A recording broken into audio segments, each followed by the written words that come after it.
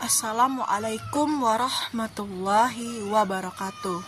Halo semuanya, perkenalkan saya Indah Pusparini Putri, mahasiswa dari program studi Pendidikan Fisika, Fakultas Keguruan dan Ilmu Pendidikan Universitas Sriwijaya dengan NIM 061182429004. Nah, jadi gini guys, tentunya kalian pasti pernah melihat mobil melaju di jalan tol atau bola melinding di lantai. Tanpa kita sadari, itu semua contoh gerak lurus loh. Nah, jadi di video ini saya akan membahas materi gerak lurus. Gerak lurus ini terdiri dari dua macam. Yang pertama itu gerak lurus beraturan atau GLB. Yang kedua, gerak lurus berubah beraturan atau GLBB, serta contohnya dalam kehidupan sehari-hari. Untuk materi pertama, kita akan membahas gerak lurus beraturan. Terlebih dahulu, gerak lurus beraturan atau disingkat GLB adalah gerak sebuah benda di lintasan lurus dengan kecepatan tetap. Artinya, selama benda itu bergerak, kecepatannya tidak berubah-ubah, selalu sama setiap saat. Dalam GLB, benda menempuh jarak yang sama dalam waktu yang sama dan percepatannya bernilai 0. Seperti contoh yang pertama ini, saat mobil ini melaju di jalan raya tanpa mempercepat ataupun memperlambat kecepatannya. Saat sebuah mobil melaju di jalan raya yang lurus dengan kecepatan tetap, itu merupakan contoh nyata dari gerak lurus beraturan atau GLB. Dalam gerak ini, mobil tidak mengalami percepatan ataupun perlambatan dan kecepatannya konstan sepanjang waktu. Artinya, dalam setiap satuan waktu, mobil menempuh jarak yang sama. Misalnya, jika mobil bergerak dengan kecepatan tetap 60 km per jam, maka dalam 1 jam ia akan menempuh 60 km. Dalam GLB berlaku rumus S sama dengan V dikali T, di mana S adalah jarak tempuh, V adalah kecepatan, dan T adalah waktu. Mobil tetap bisa dikatakan mengalami GLB selama tidak terjadi perubahan kecepatan ataupun arah gerak. Contoh yang kedua, kita melihat sebuah pesawat terbang yang bergerak lurus dan stabil di udara dengan kecepatan konstan. Ketika sebuah pesawat terbang lurus di udara dengan kecepatan tetap dan ketinggian yang konstan, meskipun berada di udara selama pesawat tidak menaikkan atau menurunkan ketinggian dan tidak mempercepat atau memperlambat lajunya, maka geraknya termasuk gerak lurus beraturan. Pesawat menempuh jarak yang sama setiap detiknya. Misalnya, jika pesawat terbang dengan kecepatan tetap 900 km per jam, maka dalam 10 menit ia akan menempuh 150 km. Dalam kondisi ini, percepatan bernilai 0 karena tidak ada perubahan kecepatan. Gerak pesawat seperti ini sangat cocok dijadikan contoh GLB dalam skala besar. Nah, ini contoh yang terakhir. Gerak yang sering kita lakukan dalam kehidupan sehari-hari yaitu berjalan kaki.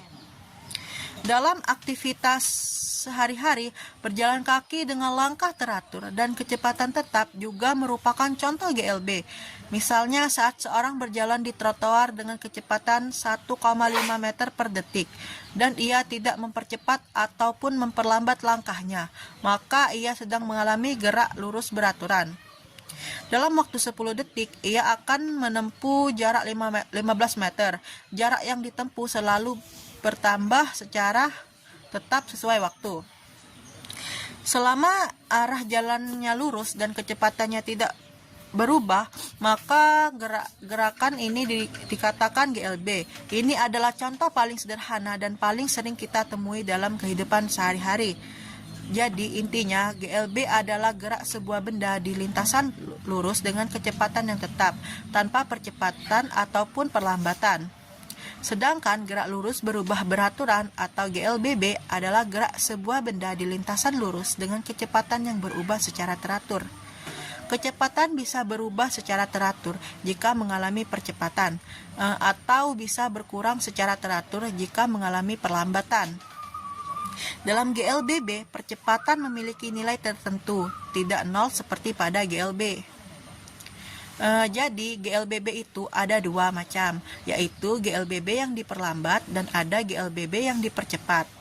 Seperti contoh ini GLBB yang diperlambat pada mobil yang mengerem. Ketika sebuah mobil melaju di jalan, kemudian mulai mengerem secara perlahan, mobil tersebut mengalami gerak lurus berubah beraturan atau GLBB. Dalam hal ini, gerak mobil masih berada pada lintasan lurus, tetapi kecepatannya berkurang secara teratur seiring waktu, hingga akhirnya mobil berhenti. Ini disebut GLBB negatif atau perlambatan, karena percepatannya bernilai negatif atau arahnya berlawanan dengan arah gerak. Contoh kehidupan nyata seperti ini bisa kita temui saat mobil mendekati lampu merah atau mengerem saat hendak berhenti di parkiran. Perubahan kecepatan yang teratur itulah yang membuat gerakan ini termasuk GLBB. Nah, contoh berikutnya itu GLBB yang dipercepat pada bola yang menggelinding di atas bidang miring. Ketika sebuah bola diletakkan di atas papan miring dan dibiarkan menggelinding ke bawah, bola akan mengalami percepatan akibat gaya gravitasi. Artinya, kecepatan bola akan bertambah secara teratur setiap detiknya saat ia menggelinding turun, karena arah lintasnya lurus dan ada percepatan tetap, maka gerak bola ini termasuk GLBB positif.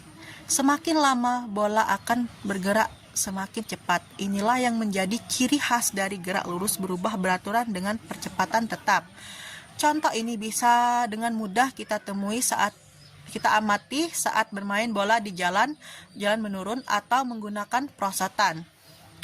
Dari penjelasan tadi, kita dapat menyimpulkan bahwa gerak lurus beraturan atau GLB adalah gerak benda pada lintasan lurus dengan kecepatan tetap dan tanpa percepatan. Sedangkan gerak lurus berubah beraturan atau GLBB adalah gerak benda pada lintasan lurus dengan kecepatan berubah secara teratur, bisa makin cepat ataupun makin lambat. Kedua jenis gerak ini sangat sering terjadi dalam kehidupan sehari-hari, seperti saat mobil melaju ataupun mengerem, bola menggelinding di bidang miring, berjalan kaki, hingga pesawat yang terbang stabil di udara. Dengan memahami GLB dan GLBB, kita bisa melihat bahwa fisika itu bukan hanya soal rumus, tapi juga tentang memahami apa yang terjadi di sekitar kita. Jadi, fisika itu sebenarnya tidak jauh dari kehidupan kita sehari-hari. Terima kasih sudah menonton videonya sampai akhir. Semoga materinya bermanfaat dan mudah dipahami. Dadah! Assalamualaikum warahmatullahi wabarakatuh. Halo semuanya, perkenalkan saya Indah Pusparini Putri, mahasiswa dari Program Studi Pendidikan Fisika, Fakultas Keguruan dan Ilmu Pendidikan